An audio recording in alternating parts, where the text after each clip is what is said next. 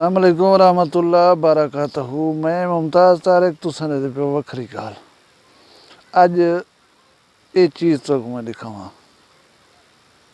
दे पियो समझ गया उस कि क्या है। हुण ये मैं तुहानू दसावां कि आया कित्थों है।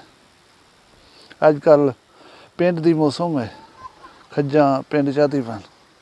ये खज्जी खड़ी है, ये इनको असा बंदे को साइड कराई कल सफाई करवाइए गैर ज़रूरी छड़ियाँ इंज मरवान या गंद कुजा जरा खड़ा साफ किते ताकि ये चुन के इंदी पिंड खादी हो जाए। इंदियां छड़ियाँ भी पिया हन थियां जरिया के ये हैं जरिया उतारिया गन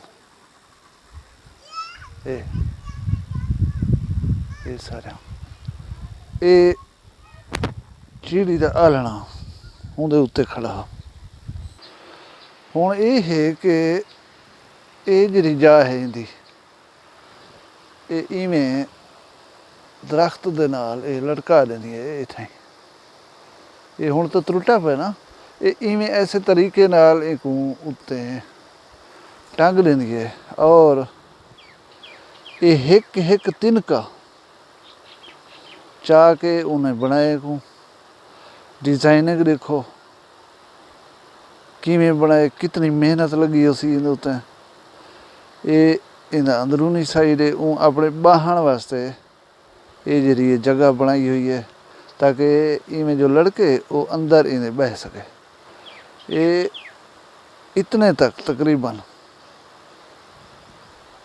इतने तक ये सारे कखड़े हैं, खाली नहीं मतलब है ये जा इंदी ठोस है, इंदे विच सारे तिनके भरे हुए हैं। इनको तले ये ही जागने तले ये खाली है, ये देख सकते हो। ये चिड़िया का घोंसला इनको असां बचपन दे विच सॾींदा सारे चिड़िया कि ये सर चा कराई तो ना उनके अपने घोंसले बनाए। ये घोंसला इवें लटकिया होया लुटदा रहे होंदे हवा दे विच भी जिवें किवें। हुण मेरे को लगदे कि खजूर दे छड़ी दे फड़े हुए हैं, उनके छोटे छोटे शाखा हैं, तिनके हैं, उन्हें चाह के इन्हें को बनाए एक बे दे विचों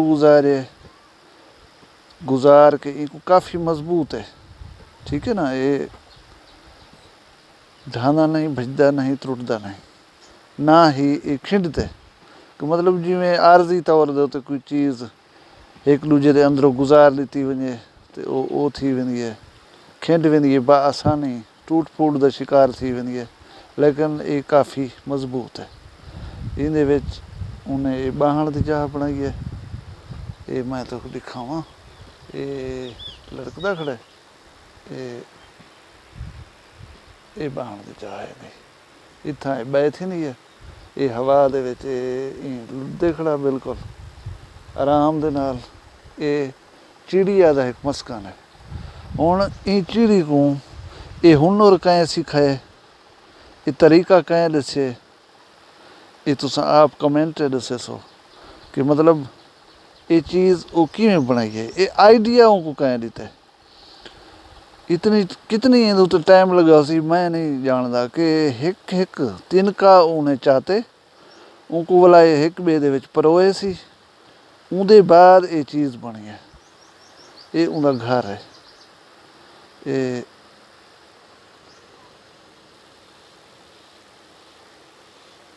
ये कुदरत ही है जी उन्हें को सिखेंदी है समझेंदी है तो सही बनावणे ये नहीं बनावना। ये कमाल का एक आर्ट है। ये मतलब एक ऐसा आर्ट है कि शायद तुहाकू तिनके दे दिते वजन तुसा ना बना सकसो। में ये उन्हें बनाए, ये उनकी कारीगरी है।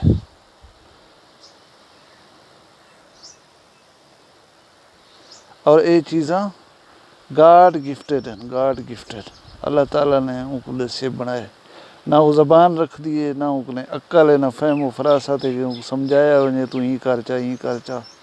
ये उनकी वो कारीगरी है जी अल्लाह ने उनको सिखाई है और उनके उत्ते उन्हें अपना बसेरा बनाए, अपना घर बनाए, एक फैंसी घर, उम्दा घर, जिंदे विच बह के वो आपको महफूज तसव्वुर करेंदी है।